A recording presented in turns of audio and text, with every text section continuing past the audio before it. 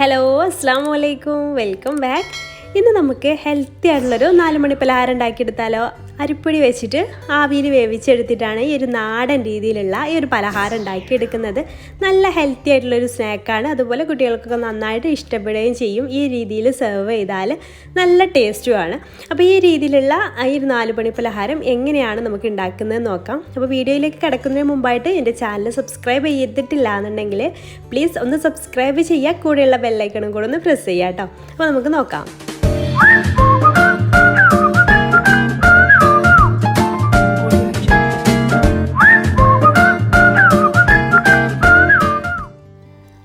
ആദ്യം ചെയ്യേണ്ട പ്രോസസ്സ് എന്താണെന്ന് വെച്ചാൽ നമ്മൾ അരിപ്പൊടി ഒന്ന് വാട്ടിയെടുക്കണം. പത്തിരിയൊക്കെ ഉണ്ടാക്കാൻ വേണ്ടിയിട്ട് ചെയ്യുന്ന അതേ സെയിം മെത്തേഡിൽ തന്നെയാണ് ഞാൻ ഇവിടെ പത്തിരിപ്പൊടി വാട്ടിയെടുക്കുന്നത്.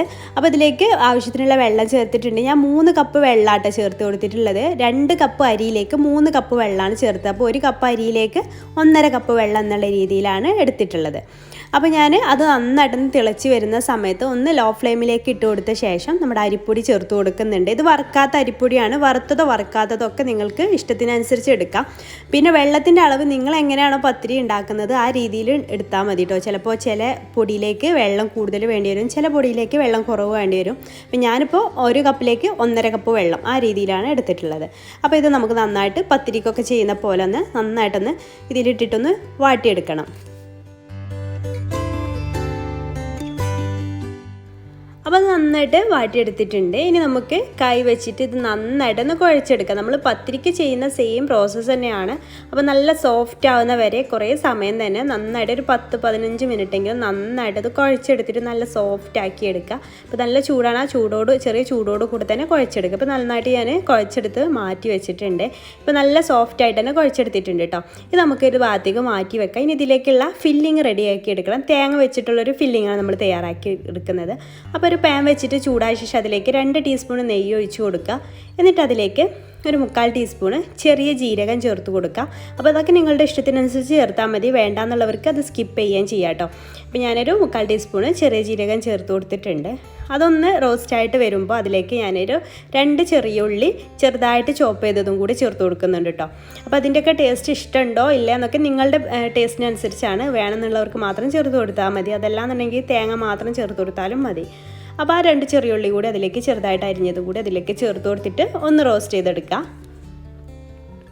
അപ്പോൾ അതൊക്കെ ഒന്ന് മൂത്ത് വരുന്ന സമയത്ത് നമുക്കതിലേക്ക് ഒരു 3/4 തേങ്ങ ചേർത്ത് കൊടുക്കുക കേട്ടോ. 3/4 ഭാഗം ഏകദേശം ഒരു വലിയൊരു തേങ്ങയുടെ അരഭാഗമൊക്കെ മതിയാവും. ചെറിയ തേങ്ങയുടെ ഒരു 3/4 ഭാഗവും ഒക്കെ എടുക്കുക. അപ്പോൾ അത് ഇതിലിട്ടിട്ട് ഒന്ന് റോസ്റ്റ് ചെയ്തെടുക്കുക. പിന്നെ നമ്മൾ ഇതിൽ മധുരത്തിന് ആവശ്യമായിട്ട് നമ്മളിതിൽ ശർക്കരയാണ് കേട്ടോ ചേർക്കുന്നത്. പിന്നെ 2 ഏലക്കായ കൂടെ ചേർത്ത് കൊടുത്തിട്ടുണ്ട്. 2 ഏലക്കായ കുത്തിയിട്ടിട്ട് കൊടുത്താൽ നല്ലൊരു ഫ്ലേവർ കിട്ടാൻ വേണ്ടിയിട്ട്. അപ്പോൾ ഞാനിവിടെ ശർക്കരയാണ് ചേർക്കുന്നത്. നിങ്ങൾക്ക് വേണമെങ്കിൽ പഞ്ചസാരയും ചേർക്കാം. അത് ശർക്കര മെൽറ്റാക്കിയിട്ട് അത് അരിച്ചിട്ട് ഇതിലേക്ക് ഒഴിക്കുകയാണ് ചെയ്യുന്നത്. അപ്പോൾ ഞാനിവിടെ 2 അച്ച് ശർക്കരയാണ് എടുത്തിട്ടുള്ളത്. നിങ്ങളുടെ ടേസ്റ്റിനനുസരിച്ച് മധുരത്തിനനുസരിച്ച് നിങ്ങൾ എടുക്കുക. അപ്പോൾ അത് അതിലിട്ടിട്ട് ഒന്ന് ഡ്രൈ ആവുന്ന വരെ ഒന്ന് ചെയ്തെടുക്കുക. ശർക്കര പാനി അതിലൊന്ന് ഡ്രൈ ആവുന്ന വരെ ഒന്ന് ചൂടാക്കിയെടുക്കുക. ഇപ്പോൾ ഇത് ഡ്രൈ ആയിട്ട് വന്നിട്ടുണ്ട്. ഇത് നമുക്ക് ഒന്ന് തണുക്കാനായിട്ട് മാറ്റി വെക്കാം. എന്നിട്ട് നമുക്കിത് റെഡിയാക്കി എടുക്കാം. ഒന്ന് തണുത്ത ശേഷം നമുക്കിത് റെഡിയാക്കി എടുക്കാം. അപ്പോൾ ഞാനിപ്പോൾ ഇത് വാഴയിലയിലാണ് ചെയ്തെടുക്കുന്നത്. അപ്പോൾ വാഴയില കഴുകിയിട്ട് നന്നായിട്ട് വാട്ടിയെടുത്തിട്ടുണ്ട്. ഇനി ഇതിലേക്കാണ് നമ്മൾ ചെയ്തെടുക്കുക. അപ്പോൾ ഇത് വാഴയില കിട്ടാത്തവരുണ്ടെങ്കിൽ അലുമിനിയം ഫോയിൽ പേപ്പർ ഉണ്ടെങ്കിൽ അങ്ങനെ ചെയ്താലും മതി കേട്ടോ. അതിൽ റോൾ ചെയ്താൽ മതി. അപ്പോൾ ഞാനിപ്പോൾ ഈ ഒരു വാഴയിലയിലാണ് ചെയ്തെടുക്കുന്നത്. വലിയൊരു ബോൾ എടുത്തിട്ട് നമ്മൾ കുഴച്ചെടുത്ത മാവിൽ നിന്ന് വലിയൊരു ബോൾ എടുത്തിട്ട് അത് ഇതിൽ വെച്ചിട്ടൊന്ന് പരത്തിയെടുക്കുകയാണ്. ഇങ്ങനെ നീളത്തിൽ അങ്ങ് പരത്തിയെടുക്കാണ്ട് ചെയ്യണത്. നമ്മളിത് റോൾ ചെയ്യുകയാണ് ചെയ്യുന്നത്. അപ്പോൾ നീളത്തിലാണ് ചെയ്തത്. അപ്പോൾ 2 സൈഡും ഞാനൊരു കത്തി വെച്ചിട്ടൊന്ന് കട്ട് ചെയ്തിട്ട് കറക്റ്റ് ഷേപ്പ് കിട്ടാൻ വേണ്ടിയിട്ട് ഞാൻ അടുത്തതിൽ ചെയ്യുമ്പോൾ കാണിക്കാം. എന്നിട്ട് അതിൻ്റെ സെൻറ്ററിലായിട്ട് നമുക്ക് ഈ ഒരു നമ്മൾ തേങ്ങ കൊണ്ടുള്ള ഫില്ലിങ് വെച്ച് കൊടുക്കാം.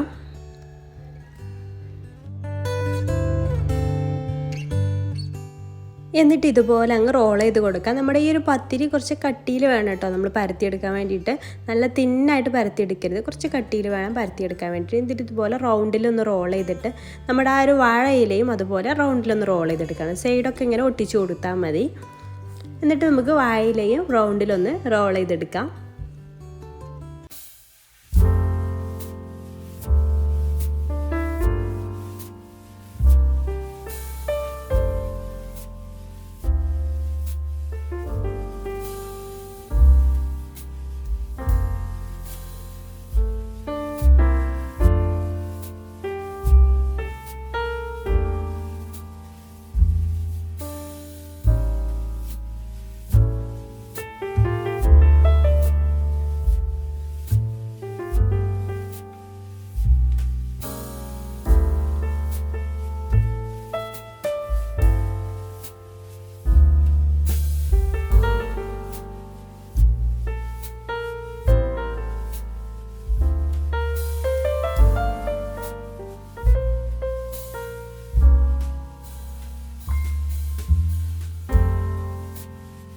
അപ്പോൾ അതും റോൾ ചെയ്തെടുത്തിട്ട് അങ്ങനെ 7 ഞാനിവിടെ റോൾ ചെയ്തെടുത്തിട്ടുണ്ട്. പിന്നെ ഒന്ന് ഞാൻ ജസ്റ്റ് ഇതുപോലെ ചെയ്യാമെന്ന് കാണിക്കാൻ വേണ്ടിയിട്ടാണ് ഇങ്ങനെ ചെയ്യുന്നത്. നമുക്കിങ്ങനെ റൗണ്ടിൽ പരത്തിയിട്ട് അതിൻ്റെ ഉള്ളിലും ഇങ്ങനെ ഫില്ലിങ് വെച്ചിട്ട് നമുക്ക് ഉരുളകളാക്കിയിട്ട് അങ്ങനെയും ചെയ്തെടുക്കാം കേട്ടോ. അത് നമുക്ക് വാഴയില ഇല്ലെങ്കിൽ വാഴയില ഇല്ലാതെയും ഇങ്ങനെ ആവിയിൽ വേവിച്ചെടുത്താൽ മതി. വാഴയില നിർബന്ധമൊന്നുമില്ല. ഇതുപോലെ റൗണ്ടിൽ ഷേപ്പാക്കി കൊടുത്തിട്ട് അതങ്ങനെ നേരിട്ട് സ്റ്റീം ചെയ്യുന്ന പാത്രത്തിൽ വെച്ച് കൊടുത്താലും മതി. വാഴയിലയിലാവുമ്പോൾ പ്രത്യേക ഒരു ടേസ്റ്റാണ്.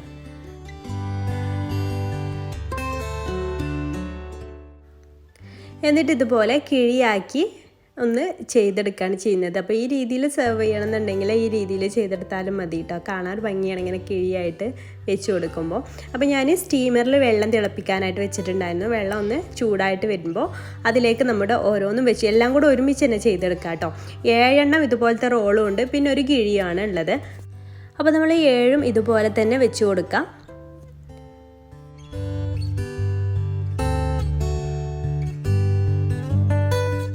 അപ്പോൾ ഞാൻ പറഞ്ഞ പോലെ വായിൽ തന്നെ വേണം നിർബന്ധമൊന്നുമില്ല കേട്ടോ. അപ്പോൾ 7 വെച്ച് കൊടുത്തിട്ടുണ്ട്. ഇനി നമുക്കിത് അടച്ച് വെച്ചിട്ടൊരു അരമണിക്കൂറിന് സ്റ്റീം ചെയ്തെടുക്കാം. മീഡിയം ഫ്ലെയിമിലിട്ടിട്ട് അരമണിക്കൂർ സ്റ്റീം ചെയ്തെടുക്കാം. അരമണിക്കൂർ മുതൽ 3/4 മണിക്കൂർ വരെ സ്റ്റീം ചെയ്തെടുക്കാം കേട്ടോ.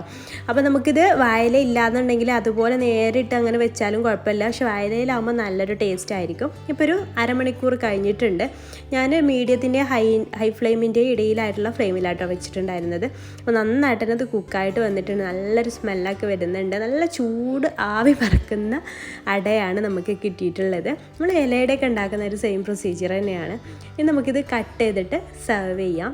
അപ്പോൾ ഇതിൻ്റെ ഈ ഒരു ഭംഗി കാണാൻ തന്നെ നല്ല ഭംഗിയാണ്. അപ്പോൾ കുട്ടികളൊക്കെ ഇത് കാണാനുള്ള ഭംഗി കൊണ്ട് തന്നെ കുട്ടികൾക്കൊക്കെ നല്ല ഇഷ്ടമാവും. കുട്ടികളൊക്കെ കഴിക്കും. അപ്പോൾ ഇതുപോലെ നമുക്കൊന്ന് കട്ട് ചെയ്തിട്ട് സെർവ് ചെയ്യാം. ഇങ്ങനെ റൗണ്ടിൽ കട്ട് ചെയ്തിട്ട് സെർവ് ചെയ്യാം.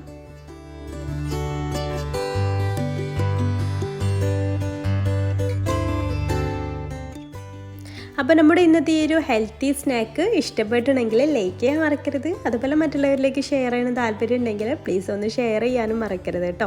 പിന്നെ നമ്മുടെ ചാനൽ സബ്സ്ക്രൈബ് ചെയ്യാതെ കാണുന്നവരുണ്ടെങ്കിൽ പ്ലീസ് ഒന്ന് സബ്സ്ക്രൈബ് കൂടെ ചെയ്തിട്ട് സപ്പോർട്ട് ചെയ്യുമല്ലോ. അപ്പോൾ നമ്മുടെ കിഴിയിലുള്ള ആ ഒരു സംഭവം കൂടി ഒന്ന് തുറന്നു നോക്കാം. അതും കറക്റ്റായിട്ട് തന്നെ കുക്കായിട്ട് വന്നിട്ടുണ്ട്. അപ്പോൾ ഈ ഒരു വീഡിയോ നമ്മളിവിടെ വൈൻഡപ്പ് ചെയ്യാണ്. അപ്പോൾ ഇൻഷാ അല്ലാഹ് പുതിയൊരു നല്ല റെസിപ്പിയായിട്ട് നമുക്ക് അടുത്തൊരു ദിവസം കാണാം. താങ്ക്